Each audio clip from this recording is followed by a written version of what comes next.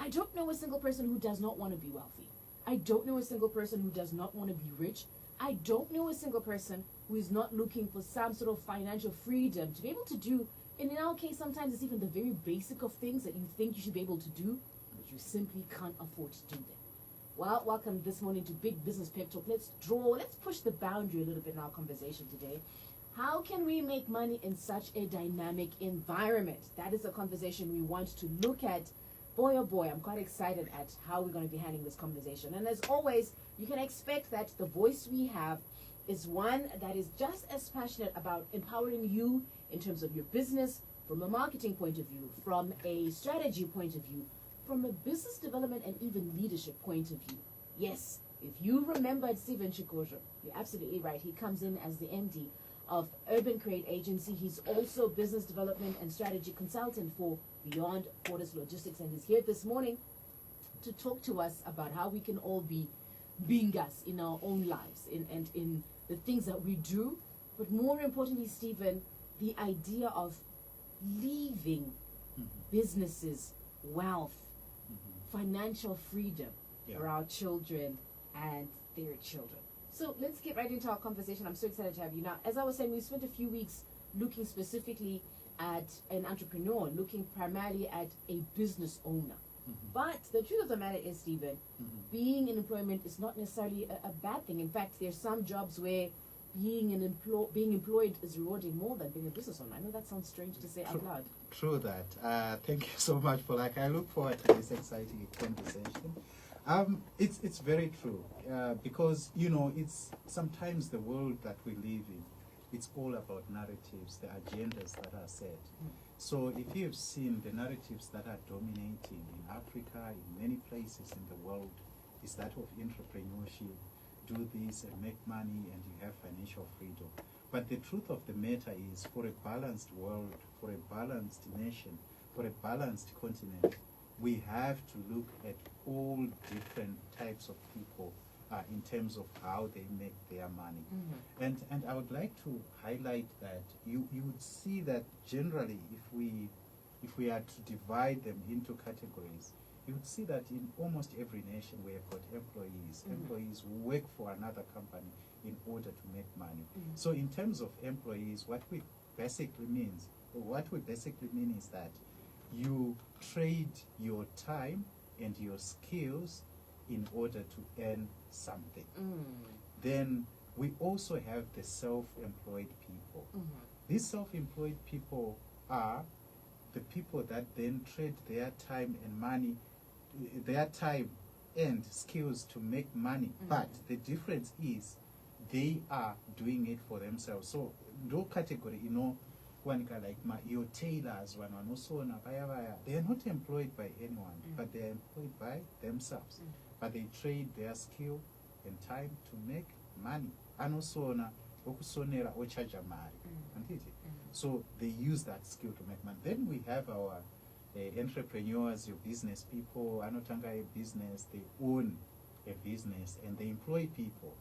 And then from the employment that they do with people, either they offer a service or they offer a product. And by employing people and offering those services and products, they are able to generate income into their business and for themselves. Then fourth, pane banonzima investors. Your investors, they are not so much into generating any product or any service.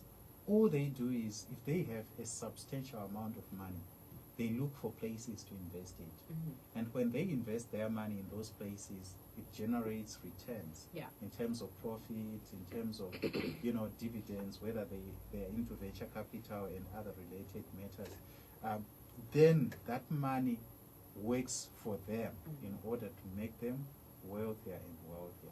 So these are the four categories that I think, for a balanced view of what we are going to discuss in terms of making money, we should be able to look at all those four. Right. Why is it important? Because we do not want to peddle the narrative that everyone should be an entrepreneur. We should be able to realize that even employees, in some cases, employees actually make a lot of money, much more than most entrepreneurs make. Right. I can give an example of Tim Cook, who is the CEO of Apple. He actually makes around 265 million USD per year. How many of our entrepreneurs in Zimbabwe are able to make that money? So there is an example. You can actually see that being in employment is not bad after all. We can even come back to our own, our own CEOs here in Zim. Yeah. I don't know how much Boweni earns, the CEO for Econet. I don't know how much Douglas Woto, the CEO for First Mutual Holdings, earns. But you look at them, probably they might actually be doing much better than most of the businesses or the entrepreneurs that we call brilliant entrepreneurs in Zimbabwe. 22 minutes after 9. Good morning. Welcome to Big Business Pep Talk. We're talking this morning about how we can make money in such a dynamic environment, quite like the one we're living in. And in the world of economics, Stephen there was just highlighting the 4 sectors that you and I need to be thinking about. We're not just talking in terms of you being an entrepreneur, but he's highlighting that you must think of the importance of having employees, investors, business owners, and also being self-employed. So I'm imagining, Stephen, this was a pie, right? There is the self-employed pie and slice, and then there is the business owner slice. Yeah. In your understanding, what is the difference? Because sometimes being self-employed and being a business owner seem to be used synonymously, but according to you, they're actually part of the wheel. Yes, they are different in that. I'll start with the self-employed. So the self-employed does not employ people. The self-employed is like your sole trader, like your sole skills person who just gets into their office. They do the work themselves. That's where the big difference is.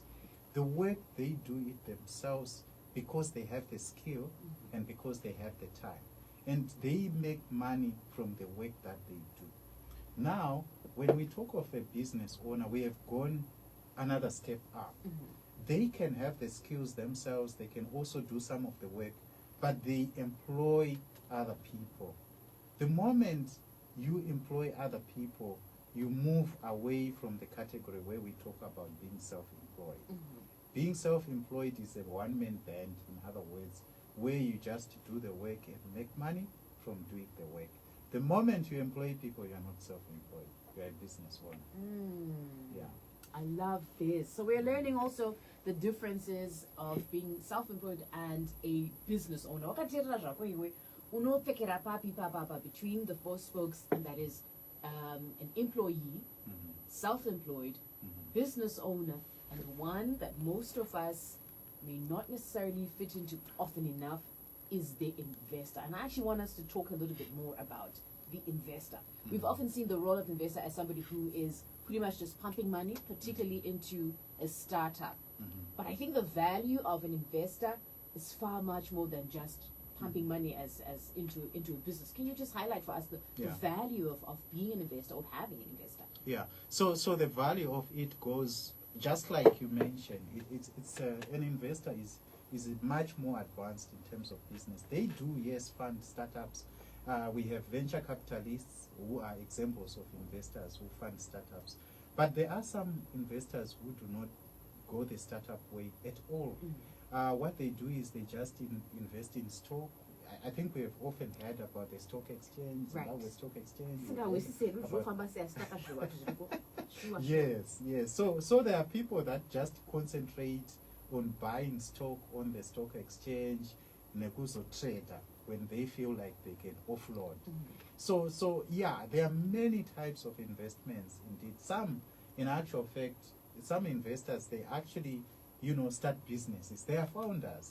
They start businesses. They put money in their businesses. That's a form of investment as well.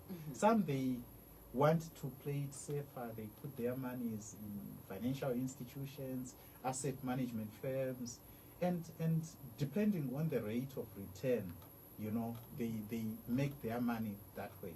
But here's the thing: your risk, if you are an investor, your risk appetite is what generally defines your potential return. If you are willing to go the risk way, you might have better chances of getting returns. safer investments, yes, they are there, but they also, because they are safe, but they also, in most cases, give low returns. Chances are, Kanoga December, you probably would make a good investor in the future. And that's why this morning on Big Business Pep Talk, as always, we're trying to drop the coin a little bit in the conversations that we always have about how we make money. We're also live on our Facebook page. If you want to tap into there and join in the conversation, you too can. I wanted to ask you again, when you are listening to what we're talking about today, the sectors towards our economy, which one are you happily placed? So I know sometimes circumstance might make you an employee where you'd rather be self-employed or where you would rather be an investor. I get it. But right now, your heart, what does your heart most likely feel it would be most comfortable functioning in?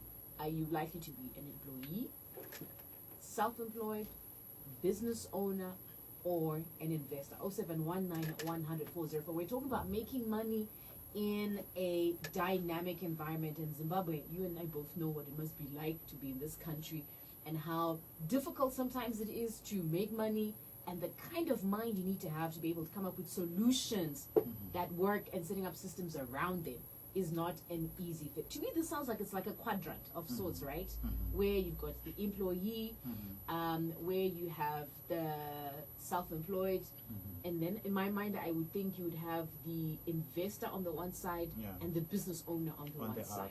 Most of us, which part of this quadrant or pie do you think we fall into? Yeah, most of us, I think, I've heard about unemployment rates being high in Africa and in Zimbabwe and the like. But I think most of us, and ideally in most economies, we fall into the employee quadrant, where we are working for another person or for a company to make money. That's where most of us fall in. But you see now, I think we have heard about these technological developments, the coming in of AI, and a lot of advancements that are happening. You will see that when we look at the impact of disruption caused by technology, for example, the way it impacts an employee is different from the way it impacts a self-employed person. It's different from the way it impacts a business owner, and it's also different from the way it impacts an investor. So I'll try to summarize, and this is where we are going to, so that our listeners can see, if you are an employee, what it means for you in the next 10 to 15 years. So when we look at the disruption now that's caused by technology, I think we have seen very often that we now have virtual assistants. Kudara, we would depend on my secretaries a lot. They would type for us, they would do a lot of work for us, they would do my emails for us. But now with technology and virtual assistants, most of the work can be done by machines. Most of the work can be done by AI. What does that mean? It means if you were trained to be a secretary or to be a PA, it means your job is actually going away from you. Because exactly. Yes, but it's important because it should teach you that it's either you unlearn or relearn, or you upskill yourself.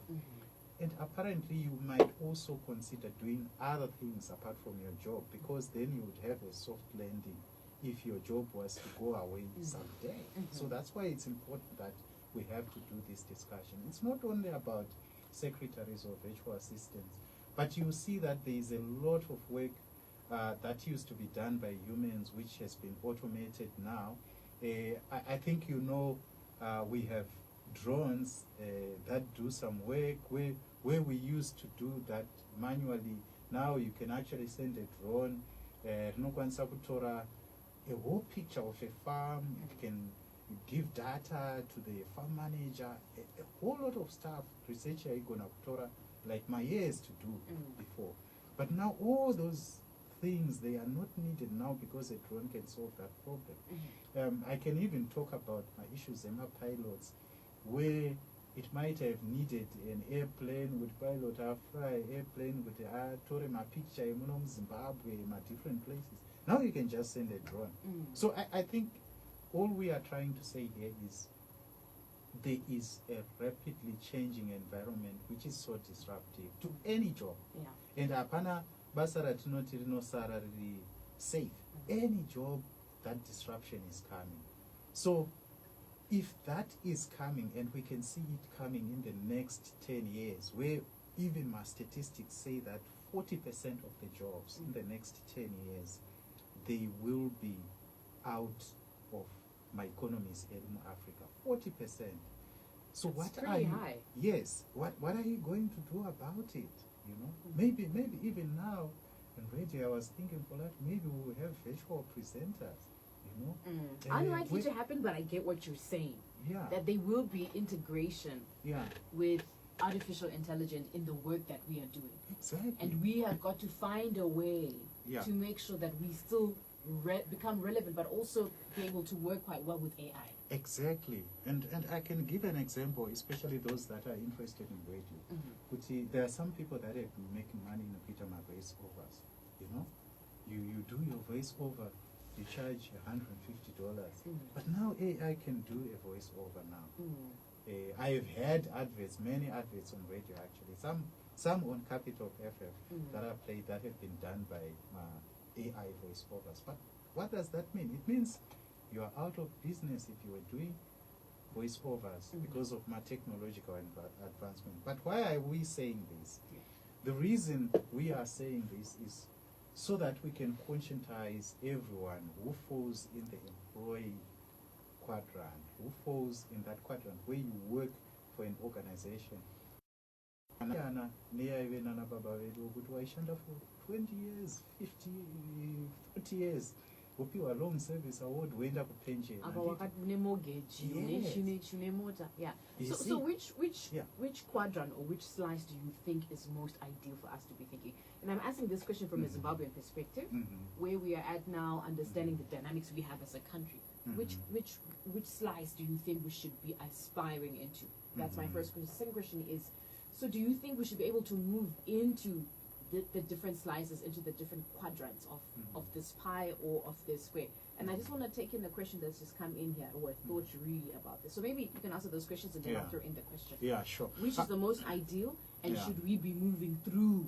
Yeah. So I wouldn't recommend to say for everyone this is the most ideal. Why? Because each one of us has got unique qualities, unique competencies.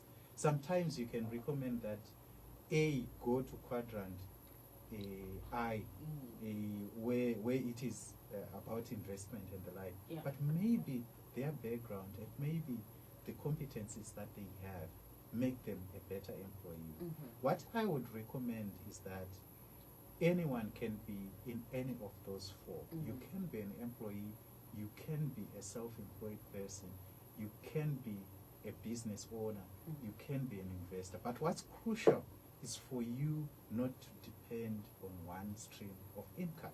So if you are an employee, what does that mean? You can still be employed, you can be a teacher, but why not just go there and do your farming for 2-3 and that way you are able to earn some more income apart